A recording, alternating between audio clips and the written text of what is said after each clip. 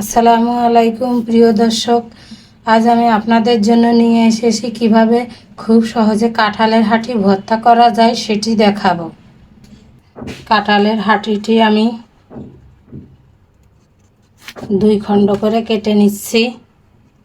এভাবে 2 খণ্ড করে কেটে নিলে কাঁঠালের হাঁটির থেকে খোসা সহজে ছাড়ানো যাবে। এভাবে সবগুলো কাঁঠালের হাঁটি আমি খোসা ছাড়িয়ে নেব।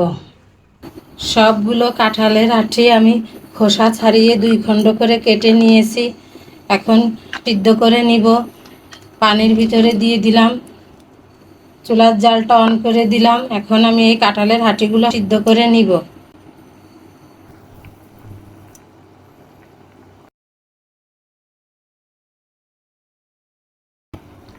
কাঁঠালের হাঁটিগুলো পানির ভিতরে দিয়ে এভাবে কিছু সময় ধরে জাল দিয়ে সিদ্ধ করে নিতে হবে। আমার কাঁঠালের হাঁটিগুলো সিদ্ধ হয়ে গেছে, একটা কেটে দেখলাম। এখন আমি চুলার জালটি বন্ধ করে দিচ্ছি। একটা ঝুড়ির ভিতরে কাঁঠালের হাঁটিগুলো ঢেলে দিলাম। কাঁঠালের হাঁটির পানিটি ঝরিয়ে নিলাম। এখন এই কাঁঠালের হাঁটিগুলো পাটায় বেটে নিতে হবে। কাঁঠালের হাঁটিগুলো আমি পাটায় বেটে নিচ্ছি। কাঁঠালের হাঁটিগুলো আমি 2 খণ্ড করে কেটে ভালোভাবে সিদ্ধ করে নিয়েছি। নেওয়ার পরে পাটায় বেটে নিয়েছি। এখন আমি এর মধ্যে একটা পেঁয়াজ কেটে দিয়ে দিলাম, সামান্য পরিমাণে লবণ দিলাম।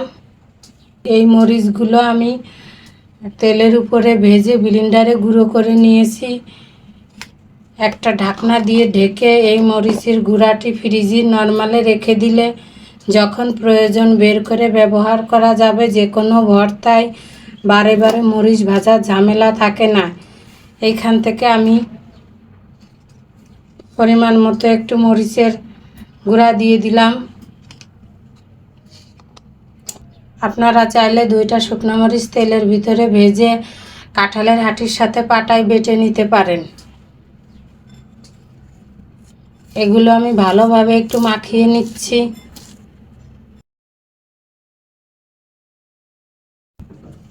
এর মধ্যে পরিমাণ মতো একটু সরিষার তেল দিয়ে দিলাম, 1 চামচ মতো।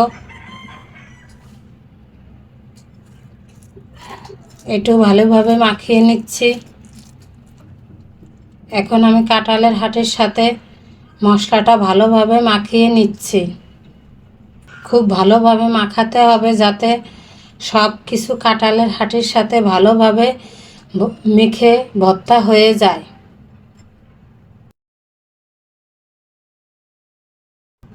একটু খেয়ে দেখতে হবে লবণ ঝাল ঠিক আছে নাকি। যদি কম হয় তাহলে আবার কিছুটা লবণ ঝাল দিয়ে দিতে হবে। আমার কাঁঠালের হাঁটিগুলো খুব সহজভাবে ভর্তা করা হয়ে গেল।